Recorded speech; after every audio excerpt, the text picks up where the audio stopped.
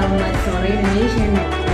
Senang sekali saya Arbus 12 Video Overkill hadir menemani Anda di program spesial kita Obsesi, obrolan seputar inspirasi karena solusi tak mesti dari luar diri. Kita butuh inspirasi sebagai bahan refleksi untuk memperbaiki diri dan mengklarifikasi berbagai asumsi. Obsesi, obrolan seputar inspirasi hadir bersama seorang family coach and parenting expert dari Yayasan Hasbi Smart Parenting. Siapa lagi ya kalau bukan Coach Hasbi. Selamat sore Coach. Selamat sore Iji, selamat sore Indonesia. Assalamualaikum warahmatullahi wabarakatuh. Dan sore hari ini Coach Hasbi nggak sendirian ya, Indonesia juga sudah ada narasumber tamu kita. Yang pertama itu ada Ibu Ernawati dari komunitas Magnet Rezeki. Selamat sore Ibu. Selamat sore teman-teman Indonesia. Perkenalkan saya Ernawati dari komunitas Magnet Rezeki Korwil Sumber Jambi. Iya, gimana kabarnya Ibu? Alhamdulillah, sore ini dahsyat sekali ya. Dengarnya lagi bahagia. Alhamdulillah, ya Rabbal Alamin. Oke, terima kasih Bu Erna. Yes. Dan selain Bu Erna juga ada Bapak Febri dari komunitas Magnet Rezeki juga. Selamat sore Pak Febri. Selamat sore Indonesia. Assalamualaikum warahmatullahi wabarakatuh. Waalaikumsalam warahmatullahi wabarakatuh. Gimana kabarnya sore ini Pak? Alhamdulillah dahsyat. Alhamdulillah dahsyat ya. Oke, dah Indonesia obsesi obrolan seputar inspirasi untuk episode ke-53 ini Coach Hasbi bersama Bu Ernawati dan Pak Febri juga itu akan memberikan inspirasi kepada kita semua tentang menjadi ajaib ketika cara biasa tak lagi biasa. Nah, baik Indonesia kita langsung aja ngobrol sama narasumber kita. Namun sebelum itu, ini mau minta penjelasan dulu nih ya dari Coach Hasbi ya. Kenapa nih Coach? Sore hari ini kita membahasnya tentang menjadi ajaib ketika cara biasa tak lagi biasa. Silakan Coach. Oke, baik Iji Indonesia. Selamat sore teman-teman yang menyimak program ini, baik yang sedang OTW ke tempat kerja, yang dinas malam ya, ataupun yang sebagian besar mungkin baru pulang dari tempat kegiatannya masing-masing. Bagaimanapun cuaca di luar sana kayaknya agak mendung, tapi tetap saja yang cerah itu dalam hatinya lebih penting lagi ya. Nah, kita akan bahas sesuatu yang mungkin agak kedengarannya mungkin agak asing ya, atau sudah kebanyakan kita dengar ya, menjadi ajaib gitu. Karena beberapa waktu ini kita sering mungkin yang menyimak apa yang terjadi di sekitar kita dihebohkan dengan kondisi sebentar lagi tahun 2023 akan kita menghadapi masa-masa bla bla bla yang kesannya kelam gitu kan. Jangan investasi di sini, jaga uangmu dan seterusnya segala macam ya. Bahkan petinggi-petinggi kita mulai dari orang nomor 1 di negeri ini, kemudian aparatur, menteri-menteri juga ngomong nada yang sama. 2023 siap-siap untuk sesuatu yang agak kurang membahagiakan gitu kan. Nah, karena itu kita butuh breakthrough ini ya, kita butuh jalan keluar, kita butuh sesuatu yang cara pandang yang berbeda. Jangan-jangan sesuatu yang kita anggap tidak menyenangkan itu justru sebenarnya adalah momen untuk kita melakukan refleksi diri, ataupun momen untuk kita kemudian melihat sesungguhnya ada peluang-peluang besar, ada ruang-ruang dalam kehidupan kita, di tengah-tengah masyarakat kita yang sebenarnya belum kita gali, belum kita olah, belum kita kelola dengan baik. Karena itu kemudian ada komunitas, ada yang ini merupakan kelompok belajar, yang ini merupakan kelompok orang-orang yang ingin terus memperbaiki diri, dan mereka, teman-teman ini belajar bersama, kemudian mendapat ilmu yang bersama dari guru yang sama, lalu kemudian mengajak masyarakat sebanyak mungkin untuk kemudian menjadi ajaib. Menjadi ajaib itu seperti apa sih? Karena mungkin kita akan tanya-tanya langsung ke Bu Erna dan Pak Febri di sini. Bu Erna adalah ketua komunitas Magnet Rezeki di Korwil Jambi, Sumbar Jambi, dan Pak Febri ini salah satu aparat namanya, pengurus juga di komunitas tersebut. Dan sebentar lagi komunitas ini akan mengadakan event-event yang menarik untuk kita ikuti bersama. Seperti apa menjadi ajaib tersebut, seperti apa itu Magnet Rezeki tadi. Mungkin Bu Erna sedikit bisa menjelaskan seperti apa sih Magnet Rezeki, kenapa kita butuh menjadi ajaib bagaimana caranya? Silakan Bu Erna mungkin ya. Oke. Terima kasih Coach Hasbi. Kita ini kan sejarahnya dulu ya. Kenapa sampai Magnet Rezeki ini ada gitu ya? Siap. Awalnya dari guru kami itu Ustadz Nasrullah. Beliau saat itu menemani istri beliau ke negeri jiran ya, negeri jiran Malaysia. Beliau saat itu menemani istri beliau untuk mengambil menemani kuliah S2 istri beliau gitu. Nah saat itu beliau saya pingin ini berada di taman lah, salah satu taman di kota Malaysia gitu ya. Saya pingin ini kalau nanti punya perumahan itu yang ada kolam renangnya gitu kata beliaunya, yang bisa anak-anak di situ main bersama. Nah saat itu beliau belum mikir sampai sebesar itu gitu. Terus tiba-tiba saat itu beliau karena tidak di situ visanya nggak keluar ya, ini jadi udah hanya di rumah dan ke masjid gitu. Nah saat itu beliau mikir istri beliau selagi hamil muda ya gitu, jadi harus makan sayur setiap hari. Jadi beliau kayaknya kalau di rumah ada kulkas enak nih gitu.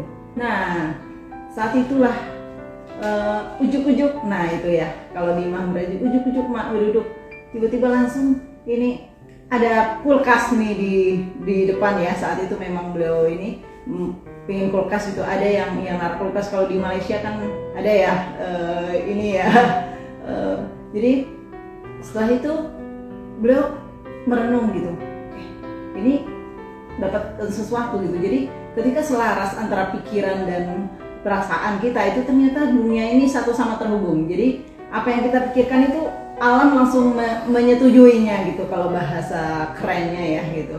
Jadi dari situ beliau akhirnya mengembangkan terus sampai saat ini ya, kita sudah mempunyai komunitas itu hampir puluhan ribu ya yang ada di Indonesia, dan kita selalu mengadakan training itu minimal pesertanya itu 5.000 orang setiap event seluruh Indonesia gitu, sampai puluhan titik gitu.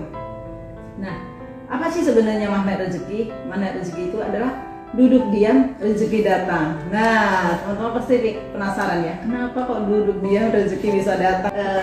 Saya bisa ini ya, membantu menjelaskan lebih lengkap lagi gitu. Silakan Pak Febri, seperti apa itu? Oke, bismillahirrahmanirrahim.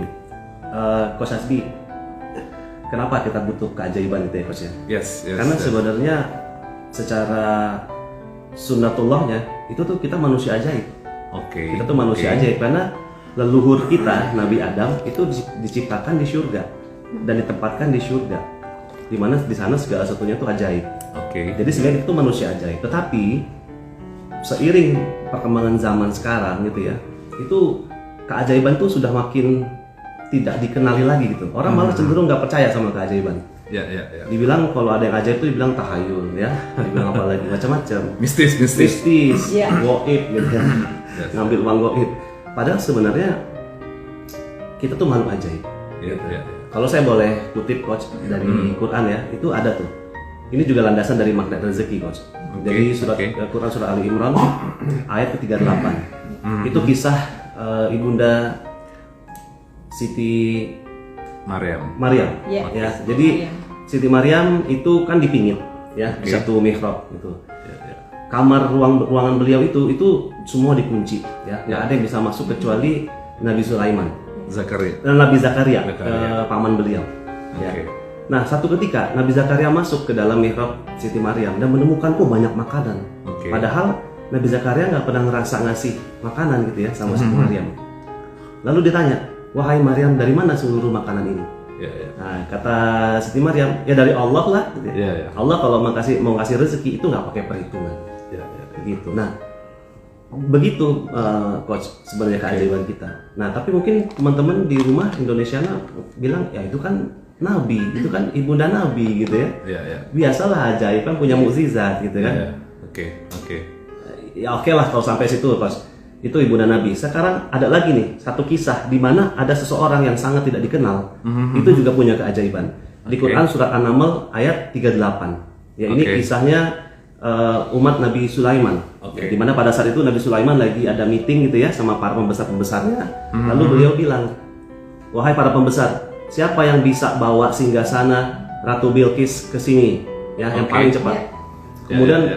datang tuh jin ifrit ya, bilang, saya ya Nabi gitu ya, saya bisa bawa sebelum engkau berdiri dari tempat dudukmu. Wah, Oke. dahsyat kata Nabi Sulaiman. Ya, Tapi ya. kurang cepat ya, kurang cepat. Ada lagi nggak yang bisa lebih cepat? Lalu menunjuklah seseorang yang di Quran tuh nggak disebutin namanya siapa. Oke. Artinya nih orang yang nggak dikenal, orang biasa-biasa aja, Oke. kayak kita ini. Lalu beliau bilang, ya Nabi, saya bisa memindahkan singgasana Ratu Bilqis sebelum matamu berkedip. Oke. Ya, kalau sekedip mata tuh itu udah keren banget. Tapi sebelum matamu berkedip, wah itu luar biasa. Jaraknya kurang lebih 1000 km tuh Iya, yang iya. ngebawa. Nah, Bapak Ibu semua, dari peristiwa itu kita bisa lihat ya bahwa keajaiban itu Allah kasih bukan hanya buat para nabi, tapi juga buat orang-orang yang biasa seperti kita ini. Kenapa jin ya dari kalangan jin disebutin namanya ifrit? Oke. Ya berarti kan dia terkenal. Oke. Tapi kenapa dari kalangan manusia nggak disebutin namanya? Cuma Oke. dari orang-orang yang terkenal. Artinya Allah mau ngasih tahu bahwa keajaiban dari Allah itu merata, termasuk Oke. untuk kita semua. Gitu kira-kira, Coach. Oke, benar sekali, luar biasa. Iji ya. Ini kalau boleh kita tambahkan kan ada yang meragukan itu kan Al-Qur'an kan, tapi kemudian juga perlu dijelaskan kalau boleh diibaratkan Al-Qur'an itu sebagai buku resep dan kita yang menerima buku resep itu berarti apapun yang ada dalam Al-Qur'an tentu bisa kita olah, bisa kita ulangi, kita bisa lakukan sebagaimana yang ada dalam Al-Qur'an ya. Kalau kita anggap, kalau boleh dikatakan sebagai petunjuk dan sebagai dianalogikan sebagai buku resep. Tinggal lagi kemudian kalau tadi ada orang biasa di zamannya Nabi Sulaiman bisa melakukan keajaiban tersebut, lalu kita kan juga manusia biasa nih, manusia kebanyakan. Tapi kemudian kenapa kemudian kita nggak bisa atau jarang, tidak terlalu sering untuk menemukan keajaiban-keajaiban di tengah kita?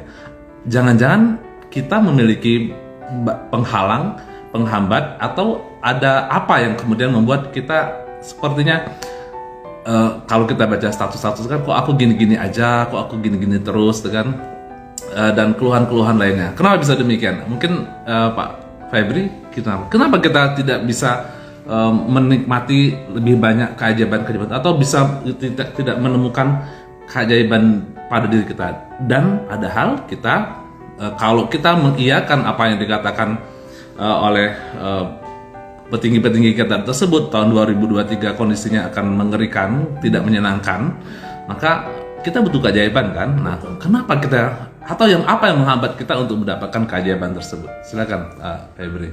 Simple gini aja, Coach. Contoh nih, anak kita dari pulang sekolah gitu ya, gurunya habis cerita tentang keajaiban Nabi Ibrahim. Yang Nabi Ibrahim dilempar ke dalam api, apinya jadi dingin gitu ya. Terus anak kita pulang-pulang, wih keren banget nabiku ini katanya gitu ya. Pulang-pulang ke rumah, dia bilang sama mamanya, Mama katanya, kenapa nak? Aku juga pengen ajaib seperti Nabi Ibrahim. Wih mantap nak katanya. Kalau gitu mas sekarang lemparkan aku ke atas api wah katanya. Terus mamanya bilang apa? Jangan gitu kan? Kamu kan bukan nabi, itu kan nabi gitu kan ya. Nah dari situ langsung anak kita berpikir, oh jadi ceritanya cuma dongeng, gitu ya. Oh cuma nabi yang bisa ajaib, kita mah manusia biasa. Ya aku mah apa tuh gitu ya Mas ya. Jadi akhirnya seiring perkembangan zaman makin nggak dipercayai lah keajaiban itu, karena cerita dalam Quran sendiri pun kita udah nggak yakin lagi gitu. Kita nggak yakin, kita cuma bilang itu dongeng, itu cuma buat para nabi, kita manusia biasa nggak bisa.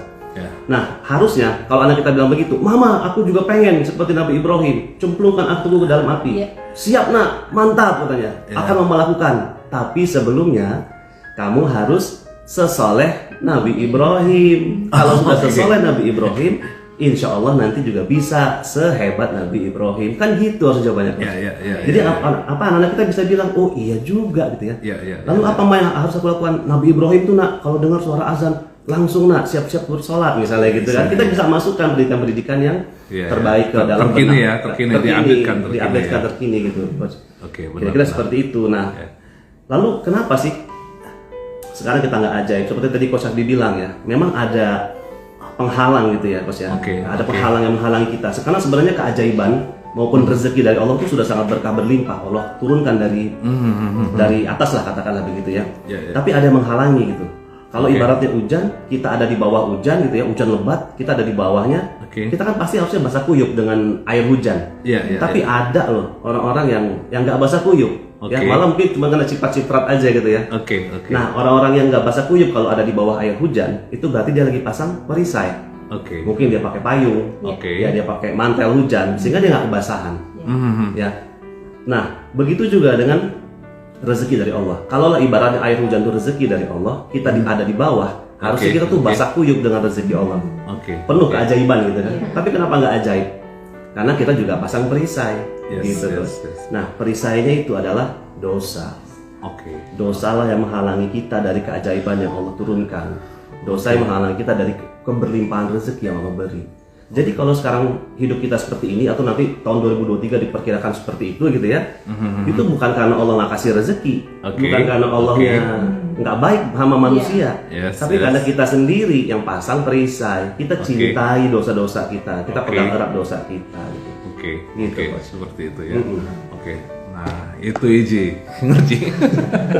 Jadi Indonesia kalau diibaratkan tadi rezeki atau keajaiban-keajaiban itu seperti air turun dari langit, air hujan itu, lalu ada yang menikmatinya, mensyukurinya, bahkan dia bergembira, mandi hujan-hujanan, artinya datang sendiri air itu kan.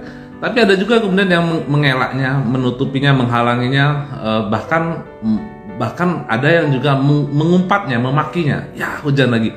Padahal air hujan itu adalah berkah, rezeki, keberlimpahan. Nah demikian juga bisa jadi ada hal-hal yang kita kurang seneng. Tapi sebenarnya di balik kurang seneng itu ada jangan-jangan ini bagian dari hujan tadi.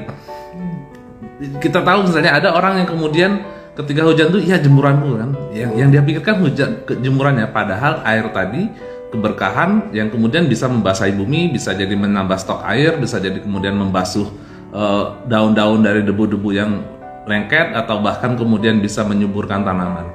Nah, mungkin Bu Erna juga bisa menambahkan, lalu bagaimana kemudian supaya payung kita atau dinding kita atau tembok yang menghalangi kita untuk mendapatkan curahan hujan tadi bisa hilang. Ada yang memang sengaja pasang pasang pelindungan, misalnya dia kemudian menikmati perbuatan maksiatnya. Ini kalau boleh diulangi dari kata Pak Febri tadi, berarti dia memasang sendiri pelindungnya agar dia tidak berkah tadi, keberlimpahan tadi tidak sampai ke dia. Lalu sekarang bagaimana membuat orang kemudian tahu bahwasanya, kamu punya tembok besar yang menghalangi turunnya keberkahan tersebut, turunnya rezeki tersebut. Lalu sekarang yuk sama-sama kita bongkar. Lalu bagaimana caranya nih Bu Erna membongkar tembok tadi atau penghalang rezeki tadi? Jadi bagaimana nih supaya hujan tadi bisa basah ya? Iya. Kalau sekarang kan banyak UMR aja nggak gampang gitu ya. Yes. UMR aja nggak gampang, gimana mau kaya nih gitu. Nah sebenarnya caranya sangat mudah. Yang pertama itu buka perisainya, kalau bahasa kita ya, buka perisainya gitu. Nah perisainya itu apa ya? Perisainya itu adalah dosa gitu. Ibaratnya nih, kalau sekarang belum Piala Dunia ya. Kalau dulu waktu mulai ribu-ribu Piala Dunia kan, ini mau gol, ya ini rame gitu ya, nonton bareng lah gitu ya. Tiba-tiba datang ini azan maghrib. Nah ini udah ini. Jadi kalau kita bertanya ini mana yang mau dulu ini selesai ini nengok permainan bola yang tinggal mungkin 5 menit lagi, atau kita mendulukan panggilan Allah gitu ya. Nah itu sebenarnya itu salah satu perisai dosa yang nggak kita sadari. Kayaknya kalau nggak dosa nggak seru gitu. Akhirnya ya itu kita menikmati perisai. Jadi kita lebih ini kerja keras ya. Kalau bahas sekarang kerja gitu. Padahal sebenarnya nggak seperti itu gitu. Kita cuma duduk diam, rezeki datang. Udah tobat aja gitu. Tobat aja. Buka perisainya gitu. Nah itulah yang selama ini mungkin kita paham, tapi kenapa ya nggak mudah mempraktekannya gitu. Oke. Karena tadi menikmati perisai tadi. Gitu. Oke. Mungkin itu ya. Jadi caranya adalah bongkar perisainya dengan cara pertama bertobat, mungkin ya. Tobat holik. Jadi kan tobat itu kebiasaan, dan tobat itu bukan cuma sekali mungkin ya Indonesia ya. Kalau kita dengar juga pemaparan dari ustadz-ustadz, bahasanya boleh jadi setelah tobat kita masih berbuat dosa. Bahasanya tobat itu bukan jaminan kita tidak melakukan dosa lagi, tapi ketika kita berbuat dosa segera bertobat lagi. Artinya apa? Ketika kita sudah bongkar perisai tadi, kita bongkar yang menghalangi turunnya keberkahan tadi, membasahi kita. Ketika kita ada tembok yang menghalangi rezeki mendekati kita, maka setelah kita bongkar, boleh jadi kita kembali membangun tembok yang baru, ya. Tapi tetap aja tobat lagi ya. Begitu kita bangun tembok lagi, segera tobat lagi. Artinya segera hancurkan lagi, bangun tembok lagi, hancurkan lagi, sehingga kemudian suatu ketika kita akan mendapatkan keajaiban yang luar biasa. Nah, itu kan kita masih di paparan sebuah analogi atau sebuah kiasan-kiasan. Kalau prakteknya seperti apa nih? Mungkin Pak Febri, seperti misalnya jangan-jangan dosa itu tidak hanya perbuatan kita, bisa jadi dalam bentuk hal-hal lain, misalnya perkataan kita bisa jadi, atau apa-apa saja perbuatan yang dikategorikan dosa yang kemudian ini menjadi tembok penghalang keajaiban itu terjadi kepada kita. Lalu apa saja kemudian mungkin yang bisa ditambahkan, bagaimana kemudian agar kita lebih gampang untuk membongkar perisai-perisai tadi, membongkar tembok-tembok yang menghalangi turunnya rezeki berlimpah turun kepada kita. Silakan Pak Febri. Baik, terima kasih Coach. Kan mungkin Bapak Ibu Indonesia bertanya gitu ya, kenapa kok disebutnya perisai rezeki? Kenapa nggak penghalang rezeki? Kan perisai kan bagus Pak gitu ya.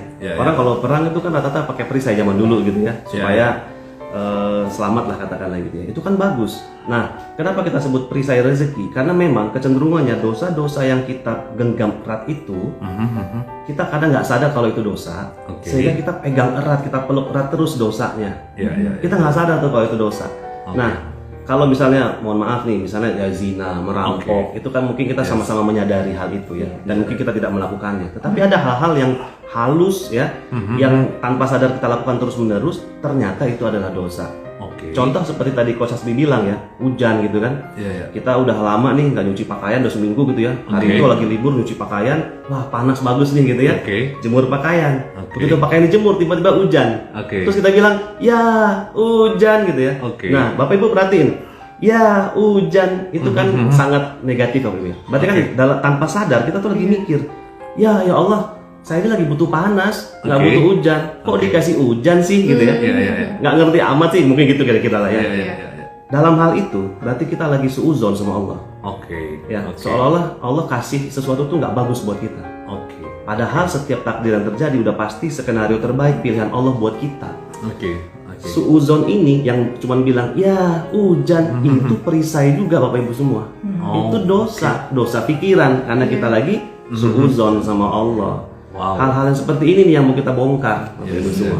Ya, jadi kenapa namanya perisai? Karena tadi itu kita nggak nyadar. Kan saya cuma ngomong ya hujan, tapi nah dibalik ya hujan itu dalam. Jadi seolah-olah ketika kita ngomong ya hujan itu sepertinya kita mau komplain sama Allah ya. Iya, kita komplain, kita menyesali keadaan. Atau kayaknya Allah nggak ngerti nih. Jadi ini satu perisai Indonesia. Nah, ketika kita komplain ada sesuatu yang mungkin tidak menyenangkan buat kita. Jangan-jangan komplain kita itu membuat kemudian menjadi dosa yang kemudian menjadi perisai buat kita. Nah, lalu bagaimana nih kalau kondisi tadi kita ulang lagi, kita nyuci sudah seminggu nggak nyuci pakaian, pas libur kita nyuci pakaian atau hari hujan. Nah, kalau tadi dia ya hujan, ini kan komplain dan ini bentuk salah satu bentuk dosa yang tidak kita sadari. Sepertinya kita normal, aku kan manusia, jadi wajar kan kalau ngomongnya. Tapi ternyata ini Indonesia suatu bentuk dalam tanda petik kemarahan kita pada Allah, ketidaksetujuan kita dengan apa yang Allah berikan kondisi ya, hujan tadi ya. Nah, lalu bagaimana caranya? Yang benernya, yang lebih baiknya, seperti apa ini Pak Febri? Ya, yang baiknya kita syukuri dulu gitu ya. Nah, memang seperti Coach Harry bilang tadi ya, bahwa ya ini kan manusiawi gitu ya. Iya, Nggak berniat juga komplain sama Allah. Betul nggak niat, tapi kan coba secara dalamnya kan ternyata memang kita lagi komplain atas apa yang Allah sampaikan. Sama juga mungkin Bapak Ibu ngerasa kok aku terzolimi, kok suamiku gitu amat sih gitu ya. Kok anak-anakku kok nggak mau nurut sih. Nah itu kan sama aja tuh ya Bapak Ibu ya. Nah di dalam mana rezeki itu ada 3 level perisai rezeki. Ya. Ada perisai di level pikiran, negative thinking. Seperti tadi tuh ya, hujan tuh negative thinking, ya suuzon gitu ya. Lalu yang kedua ada di level perasaan, ya hati nggak tenang, berdebar-debar. Begitu hujan turun kan duduk gitu, aduh gimana nih nanti cucian bau, nanti cucian basah, nanti nggak kering, besok anak mau sekolah gitu, deg-degan, berdebar-debar. Negative feeling. Negative feeling. Lalu yang ketiga ada di level motivasi atau niat. Niat. Jadi Bapak Ibu mungkin contoh ada nih kadang-kadang amalan-amalan yang kelihatannya amalan akhirat tapi ternyata nilainya nilai dunia. Contoh misalnya pergi ke masjid. Nah, ternyata seseorang pergi ke masjid gara-gara kemarin tegur sama Pak RT. Bapak saya selalu di rumah tapi kok nggak pernah jamaah ke masjid sih. Oh iya Pak RT besok saya jamaah ke masjid gitu ya. Lalu kemudian dia pergi jamaah daripada diomongin Pak RT lagi gitu kan. Nggak enak sama tetangga, pergi dah soal jamaah ke masjid. Itu contoh dari level negatif motivation. Gitu. Motivasi nggak karena Allah. Jadi itu negatifnya, lalu berarti untuk membongkarnya kemudian dibalik berarti dibalik ya. aja. Tinggal diganti dari negative thinking menjadi positive thinking. Seperti apa tadi kalau hujan tadi positive thinkingnya seperti apa? Ini cucian sudah minggu numpuk tadi hujan tetap kan. Seperti apa dalam level positive thinkingnya dulu? Bagaimana caranya?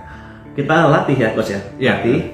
Mungkin dari ucapan dulu. Jadi contoh misalnya pas hujan turun, wih keren banget nih hujan turun gitu ya. Alhamdulillah hujan turun gitu ya. Terus mungkin bisa diiringi dengan energi-energi positif. Contoh sambil ngangkat jemuran yang tadi udah terlanjur dijemur, sholawatan gitu ya. Sholatullah, bisa seperti itu. Itu kita ngelatih.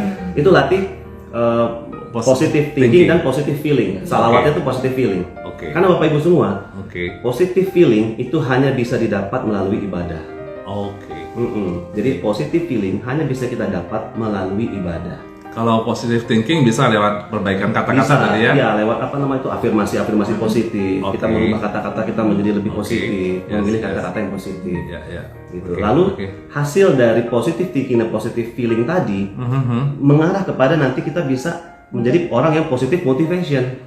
Motivasinya selalu positif. Karena hati dan pikiran udah sinkron. Hati dan pikiran udah sinkron. Hujan turun, wow, keren. Hati juga memang tenang, tetap tenang. Tenang aja. Nanti kalaupun nanti bajunya bau, cuci lagi gitu ya. Besok kan masih ada panas. Nah, seperti itu. Akhirnya motivasi yang menjadi positif.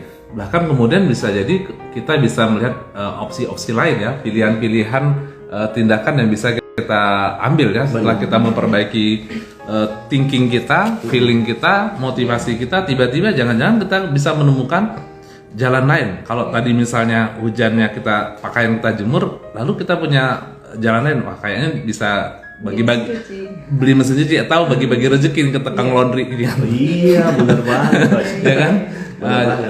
Karena kita sudah lama nggak ke laundry nih kayaknya, laundry kiloan ya. Nah itu bukan jadi positive motivation jadi. Motivation ya benar sekali. Nah ini mungkin kemudian roadmap kalau boleh dikatakan roadmap menuju bersabar dan sholat kan. Kalau tidak salah dalam satu ayat di Al-Quran, apapun kondisi kita jawabannya adalah sabar dan sholat. Sabar ini mungkin bentuk dari positive motivation atau positive feeling ya, ada positive motivation dan feeling juga kali ya. Nah sholat itu adalah positive feeling ya, kita melakukan ibadah untuk dapatkan perasaan tenang, sabar, sholat, sabar dan sholat. Kalau nggak salah ini kajiannya Ustaz Hidayat. Saya dapat penggalanya di Instagram. Mungkin itu ya Pak Febri ya, atau Bu Endra bisa menambahkan mungkin kondisi lain misalnya ada orang ketika satu kejadian yang tidak mengenakan terjadi. Kalau tadi nyuci pakaian, misalnya ketika kita kehilangan sesuatu, kehilangan jam nih, saya nih baru ngalamin. Jam kesayangan hilang, warnanya cocok. Ini tahu-tahu dapat yang, ya udahlah, gitu kan. Gimana caranya? Mana ya? Dia nggak ketemu ya, nggak ada lagi. Gimana caranya? Dan saya juga pernah mengalami itu. beberapa tahun yang lalu saya mengalami kehilangan persis sama jam gitu. Tapi yang saya lakukan saat itu apa? Wow, keren gitu. Awalnya memang perasaan itu antara iya dan enggak ya gitu. Tapi semua itu butuh latihan. Nah, jadi setelah wow keren, habis itu ya tadi positif motivasinya apa gitu ya. Apa yang bisa kita lakukan? Ya Allah keren banget. Ini mau dapat apa nih? Pasti sesuatu. Nah kalau di Makna Rezeki itu namanya bungkus permen ya. Kita mendapatkan sesuatu yang itu kesannya nggak enak, tapi ada apa sih di balik itu gitu ya. Nah dan terus berzikir ya. Kalau saya pribadi mempraktekannya itu dengan istighfar. Saya istighfar sampai hati saya benar-benar tenang. Jadi bukan seberapa banyak istighfarnya, tapi seberapa lama kita bisa menghayati. Gitu. Nah dari situlah akhirnya tadi dari testimoni saya tadi yang ini ujuk-ujuk gitu. Besoknya, nah saat itu saya ketinggalan jamnya di salah satu di bandara gitu ya. Nah, di salah satu di bandara. Saya pulang ke Padang, besoknya nggak terjadi apa-apa gitu. Tapi amazingnya setelah saya masuk kerja itu tiba-tiba ujuk-ujuk tunjangan saya naik. Sama persis dengan senilai jam tadi. Dan itu dirapel setahun. Dan terus sampai sekarang gitu. Jadi sebenarnya itu kok salah satu caranya. Jadi ketika sesuatu yang tidak menyenangkan terjadi ya syukur aja dulu ya. Dan sambil wow keren kan. Sambil seperti tadi menarik ada istilah bungkus permen. Nah ini mungkin ini sesuatu yang kalau di Makna Rezeki kalau nggak salah yang sangat enak di untuk menggambarkan bagaimana sesuatu yang tidak menyenangkan itu adalah bungkus permen ya. Indonesia ini saya pernah dengar Ustadz Nasrullah cerita bagaimana kemudian ketika beliau di dalam kantongnya ada permen dan itu tidak ada bungkusnya dikasih ke orang, pasti nggak ada orang nggak mau kan, kasih permen nggak mau. Tapi kemudian begitu dia kasih permen lain tapi ada bungkusnya, maka orang akan mengambil permen tersebut. Tapi ajaibnya, kerennya adalah orang ngambil permennya saja, bungkusnya dibuang kan. Nah kenapa demikian? Karena memang sesuatu yang indah biasanya memang dibungkus dengan rapat gitu kan. Tapi sesuatu yang murah mungkin akan biasa-biasa aja, tidak akan ada hal-hal spesial ya. Maka boleh jadi sesuatu yang tidak menyenangkan itu adalah bungkus permen dari sesuatu yang indah, sesuatu yang luar biasa, sesuatu yang hebat yang akan terjadi. Jangan-jangan juga kembali ke cerita petinggi-petinggi kita yang mengabarkan sesuatu yang akan tidak menyenangkan di 2023. Kalau kita melihatnya sebagai bungkus permen, nah jangan-jangan Indonesia ini adalah peluang-peluang besar yang akan datang kepada kita. Sebenarnya yang diceritakan itu adalah bungkus-bungkus permen buat kita. Maksudnya ini akan terjadi begini segala macam. Itu adalah bungkus permen yang kemudian menjadikan kita mendapatkan hadiah, yaitu berupa permen yang enak dinikmati. Mungkin seperti itu Pak Febri ya, kalau boleh dilihat ya sekilas ya. Benar coach. Jadi jurus ya dalam Makna Rezeki itu kita sebut jurus-jurus gitu kan. Nah yang barusan Coach Hasbi sebut tadi tuh jurusnya namanya Paradox of Candy. Paradox permen gitu kan ya. Dimana orang-orang itu pengen permennya gitu. Tapi pengen permennya dikasih bungkus. Habis itu kan bungkusnya dibuang gitu kan. Nah jadi memang seperti Coach Hasbi bilang tadi, itu tuh sebenarnya analogi yang sangat luar biasa ya. Saat kita menganalogikan mensyukuri musibah gitu Coach. Ya kita kadang-kadang kita diminta untuk mensyukuri musibah aja harus disyukuri. Ya kan? Karena sebenarnya di balik musibah itu pasti ada hikmah dari Allah kan gitu ya. Nah, tapi bagaimana memaknai mensyukuri musibah itu secara simpel kan gitu kan ya. Nah, itulah tadi dari jurus bungkus permen ya kan. Dimana kita nggak butuh tuh bungkusnya. Ya, tapi kita kepingin permen yang bersih ya, yang halal, yang baik lah gitu kan ya. Nah, permen yang baik dan halal yang bersih itu tentu harus dibungkus, ya kan, supaya dia tetap bersih. Nah, begitu juga Allah tuh kalau mau kasih rezeki, pengennya rezeki ke kita tuh yang bersih, yang halal, yang thayyib gitu kan. Dan Allah nggak mungkin kasih rezeki nggak dibungkus, ya karena kan kita pengennya rezeki yang bersih. Nah, sehingga Allah bungkuslah rezeki itu dengan yang kita sebut kadang-kadang persoalan, musibah, tantangan, hambatan gitu ya. Nah, jadi Bapak Ibu semua, jadi bagaimana menyikapi persoalan hidup atau musibah atau tantangan? Balik lagi ke tadi, begitu dapat musibah kita bilang, wow, keren.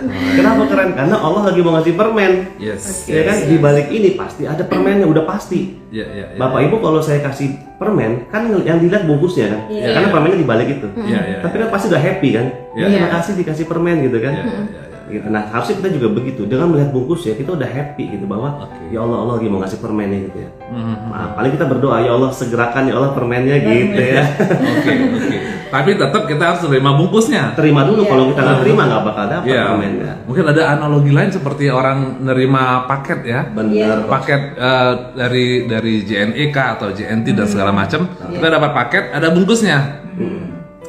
Bisa nggak kita ngomong ke kurirnya, aku nggak butuh bungkusnya, aku mau isi aja. Kurirnya akan marah gitu kan. Nggak bisa itu kan, kalau ambil isinya aja, apa buktinya saya sudah menyerahkan ini kepada Anda katanya kan. Ya kalau mau terima isi paket ini ya terima dengan bungkus-bungkusnya. Makanya Indonesia kalau kehilangan jam ya terima aja dulu, itu ada bungkusnya. Dan kalau Bu Erna tadi tunjangannya naik, saya tiba-tiba ada om meninggal dan dia ada punya jam. Jadi jam itu dikasih ke saya. Nah, saya cek di googling jam ini berapa harganya ya. Ternyata berkali lipat dari jam yang saya hilang itu. Masya Allah. Angkanya fantastis. Wow. Kayaknya jarang saya pakai karena angkanya ngeri. Takut hilang lagi ya. Takut hilang lagi. Yang hilang waktu itu ya itu lumayan lah emang. Tapi begitu hilang, oke, sama kayak Bu Erna tadi, oke, wow keren kan, dan nikmatin aja kan. Berapa lama teng gitu tadi, ini ada dari om apa nih, apanya, jam tangan om kan, pakai, iseng aja kan lihat di googling, agak aneh jamnya ya. Ternyata what? Dolar mainnya Indonesia, nah karena beliau kebetulan bisnisnya adalah impor ekspor di Tanjung Priok. Jadi ini warisan beliau, ketika dicek, wow keren ya, dasar. Makanya Indonesia terima paket terima bungkusnya. Nah mungkin perlu juga kemudian kembali ke yang tadi, positive thinking, positive feeling, dan positive motivation. Apa tahapan-tahapan yang perlu kita lakukan? Itu mungkin Feby atau Bu Erna untuk bisa dari tadi kita dari negative thinking, negative feeling, dan negative motivation berubah ke negatif, positive thinking, positive feeling, dan positive motivation. Bu Erna apa Bu Febri? Mungkin saya nikah sedikit dulu ya. Bagaimana tahapannya? Yang pertama kita positif dulu. Ya, semua yang terjadi itu udah wow keren ya. Apapun itu adalah yang terbaik saat itu. Kita mesti menselaraskan dengan perasaan kita gitu. Perasaan kita mesti positif juga gitu, walaupun ya untuk awal-awal nggak mudah, tapi ketika sudah latihan itu akan semakin mudah gitu. Nah, terakhir motivasi kita gitu. Wah, kalau udah motivasi ini kan kaitannya dengan ini ya, niatnya gitu ya. Niatnya itu pasti positif juga gitu. Seperti apa tadi? Ketika kehilangan tadi ya niatnya udah positif ya, mungkin ini yang terbaik gitu. Nah, itu ya kita tunggu aja dan percaya, yakin. Intinya kalau ini keajaiban terjadi bagi mereka yang yakin gitu. Yang yakin dengan apa yang sudah Allah tetapkan gitu. Nanti ya ajaib aja, datang aja, duduk diam, rezeki datang gitu. Yes. Oke, seperti itu. Mungkin Pak Febri bisa menambahkan, Pak Febri? Iya, Coach. Kalau terkait tahapan itu memang di Mahna Rezeki, Coach. Itu udah kita bikin tahapan-tahapannya. Ya, dengan jurus-jurus. Jadi ada 101 jurus bagaimana kita bisa menjadi seorang yang magnet rezeki. Yes. Nah, gitu. Jadi memang beberapa tadi udah kita sampaikan. Misalnya ada jurus Paradox of Candy, bagaimana kita melatih perasaan kita untuk selalu tenang ya menghadapi musibah. Kita yakin bahwa musibah itu adalah bungkus permen. Ya, di balik itu ada permen manis dari Allah. Jadi hati tetap tenang. Itu salah satu contoh tahapannya. Ya, kemudian yang kedua tadi kita yakin bahwa kita nggak bakal nyalain siapa-siapa gitu. Kalau besok katanya 2023 gelap, apalagi gitu ya, resesi dan lain-lain, kita nggak bakal nyalain siapa-siapa gitu ya. Kita akan balik bahwa oh ini gara-gara perisai saya.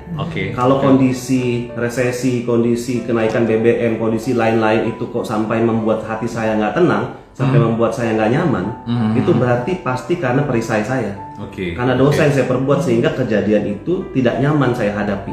Oke. Karena ada banyak orang yang menghadapi resesi dengan nyantai-nyantai aja tuh. Oke. Ada banyak orang menghadapi resesi dengan wah peluang nih gitu ya. Dia ngeliat peluang. Tapi kenapa kita ngeliatnya? Kalau naik kenaikan BBM, wah berarti saatnya saya meningkatkan pendapatan nih. Betul coach. Iya. Oke. Jadi sudut pandang ya, karena sudut pandangnya kembali kepada kita yakin bahwa kalau kejadian ini nggak nyaman buat saya, pasti karena dosa saya ada perisai. Bagaimana caranya ya? Tinggal minta ampun sama Allah. Oke. Ya tinggal minta ampun sama Allah gitu. Tahapan-tahapannya itulah coach yang insya Allah bisa dipelajari di ilmu magnet rezeki. Yes, bisa dipelajari ya. Maka Indonesiana mau belajar atau tidak? Kalau belajar kalau nggak salah akan ada kelas dalam waktu dekat ya. Sebelum dijawab, mungkin ada satu hal menarik juga nih yang dalam magnet rezeki yang kita pelajari bersama-sama Indonesiana, bisa kita pelajari bersama. Nanti ada namanya pertanyaan yang ini keren. Di mana sumber rezeki kita? Nah ini dia kan. Rezeki itu macam-macam bentuknya, sehat bisa satu bentuk rezeki kita. Ada namanya memang pendapatan penghasilan itu juga jelas rezeki. Kemudian pergaulan, kita punya pergaulan teman ya banyak, itu adalah rezeki. Termasuk juga jodoh ya. Ini agak spesial ngomongnya karena ada yang butuh ini. Jadi Sensitif. agak sensitif ya Indonesia. Nah, pertanyaannya di mana rezeki itu?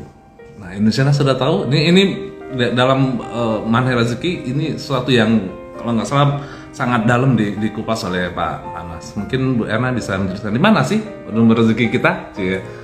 Sumber rezeki, sumber jodoh. Cie. Ini tambahan pesan sponsor yang terakhir. Ya mungkin sedikit ini ya. Di mana sih kalau kita tanya ke monyet, di mana sih letak rezekinya monyet gitu? Monyet pasti akan menjawab di pohon pisang katanya gitu. Iya. Nah kalau ditanya ke jerapah di mana letak rezekimu gitu? Dia pasti akan tanya di pucuk pohon gitu ya. Nah terus ditanya ikan di mana letak rezekimu? Di terumbu karang katanya gitu. Nah kalau manusia nih kira-kira kalau ditanya di mana letak rezekimu, kira-kira di mana ya? Kalau di tempat kerja ya sebanyak itu orang kerja, ada juga yang nggak punya harta yang cukup ya di tempat kerja ya. Di proyek, di mana-mana harus. Jadi ada yang jawab di proyek, ada yang jawab di pekerjaan, ada yang menjawab di toko gitu. Ada yang menjawab di mana-mana, saking di mana-mananya nggak tahu gitu ya. Nah sebenarnya kalau di sini masuk lagi jurus satu lagi nih ya Pak Febri ya, Pak Salbi dan ya teman-teman Indonesia.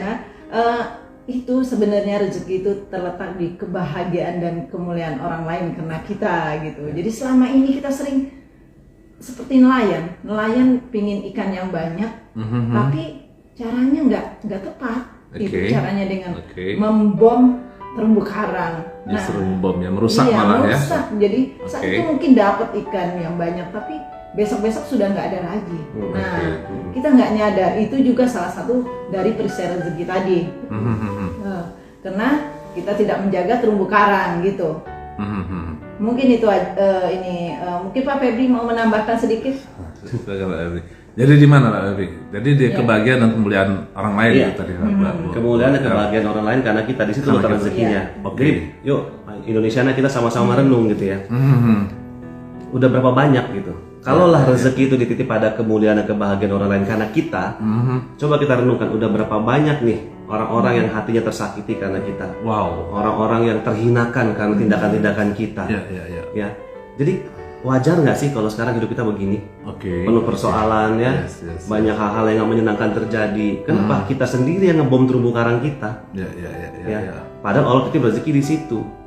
Nah, buat Indonesia dan semua, apalagi yang kerjaannya berhubungan dengan orang banyak, ya mungkin guru dan lain-lain, itu luar biasa banget terumbu karangnya. Segitu banyaknya ya orang-orang yang bisa dibahagiakan dan muliakan. Nah, jadi ini kan udah sore nih. Besok pagi bapak dan ibu Indonesia dan semua, besok pergi pagi itu nggak usah kerja lagi. Ya, udah nggak usah kerja, ya nggak usah kerja. Kenapa? Kalaulah kerja itu semangatnya itu take and give. Pasti kan take and give ya coach ya. Kalau sengaja. Saya datang kerja nih. Dapat apa saya gitu. Absen pagi pulang sore saya bakal dapat apa? Kalau lembur saya dapat apa? Kan take and give. Dari bahasa aja udah nggak enak tuh. Take duluan baru give. Kan? Nah, tapi besok Bapak Ibu semua, saya bilang nggak kerja. Kenapa nggak kerja? Karena prinsip hidupnya udah bukan lagi take and give. Ya. Oke. Prinsip hidupnya itu udah bagaimana kita bisa memuliakan dan membahagiakan orang lain sebanyak mungkin di hari itu. Oke. Prinsipnya adalah give and give. Gimana and kita give, ya. terus-terusan memberi. Ya, Oke. seperti lagu Kasih Ibu, ya. Hanya memberi, tak harap kembali gitu. Oke. Jadi give and give. Oke. Maka saya bilang nggak kerja. Kenapa? Kalau kerja prinsipnya take and give. Ya. Oke. Besok kita udah beda. Oke, ke kantor nggak? Bos, kira-kira saya bisa gimana bikin bos bahagia hari ini, bikin mulia hari ini gitu ya. Iya, iya. Mungkin ketemu OB di dapur. Pak, apa kabar? Gimana? Katanya kemarin kucingnya nggak sehat gitu ya. Oke, oke, Orang oke. sekantor nggak ada nanya kabar. Ini kita nanya kucing gitu ya. Tapi kan itu prinsip memuliakan dan membahagiakan. Oke, gitu kan. Oke, baik, luar biasa Indonesia. Nah, ini konsep yang Termasuk buat jodoh itu, Coach. wah. ini Indonesia yang mungkin kita lupa. Jadi besok jangan kerja. Kenapa? Besok yang kita lakukan adalah hanya menyenangkan dan memuliakan orang lain di tempat kerja, Iya. di kantor kita, di kampus kita yang ngajar di kampus, di sekolahan kita yang ngajar di sekolahan. Artinya apa? Ketika kita berinteraksi dengan orang lain itu adalah terumbu karang kita ya, kalau boleh dikatakan demikian. Kalau kita berinteraksi dengan orang lain, maka kita itu adalah terumbu karang kita. Asalkan kita tahu bagaimana membuat dia bahagia, bagaimana membuat dia senang, apa yang membuat dia senang. Tapi anehnya memang sebagian orang tadi ini payung apa tadi perisai tadi. Ya. Kita justru senang, happy kalau buat ngeliat orang sakit hati gitu kan. Bikin status yang bikin orang sakit hati kan. Wah, udah ketemu nih, udah dibaca sama orangnya, kita seneng ya. Coba lihat di status kita, coba apa postingan berapa banyak kemudian postingan status kita yang membuat orang sakit hati. Maka sekarang ganti semua. Bagaimana kita membuat posting, bikin status, membuat orang bahagia, senang, gembira gitu kan. Dengan hal-hal yang lucu-lucu mungkin membuat hari orang jadi lebih gembira pada hari itu. Nah, Indonesia sekarang terumbu karang kita, sumber rezeki kita ada di kebahagiaan dan kemuliaan orang lain atas usaha, atas kerja kita, atas apa yang kita lakukan. Maka sekarang niatkan, usahakan, cari cara bagaimana kita kemudian menyenangkan, membahagiakan sebanyak mungkin orang. Mungkin itu Iji ya. Kita kembalikan ke Iji dulu. Oke, terima kasih Coach Hasbi. Terima kasih juga untuk Bu Erna Ya. dan Pak Febri yang sudah berbagi inspirasi dan motivasi juga ya Indonesia untuk kita sore hari ini. Jadi seperti yang Pak Febri bilang tadi, besok nggak usah kerja di Indonesia ya. Diganti ya kayaknya motivasinya dari take and give ke give and give. Oke, dan jangan lupa untuk tetap positive thinking, positive feeling, dan juga positive motivation.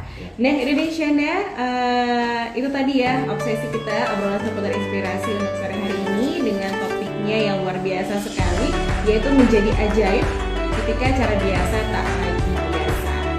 Dan terima kasih banyak Pak Hasbi, terima kasih banyak Pak Febri dan Bu Erna, dan terima kasih juga untuk Indonesia yang sudah setia mendengarkan obsesi hari ini, baik itu di frekuensi 101 maupun live kita di www.rbsfm.com. Kalau gitu saya Arbes 12 tidak overturn pamit undur diri. Wassalamualaikum warahmatullahi wabarakatuh dan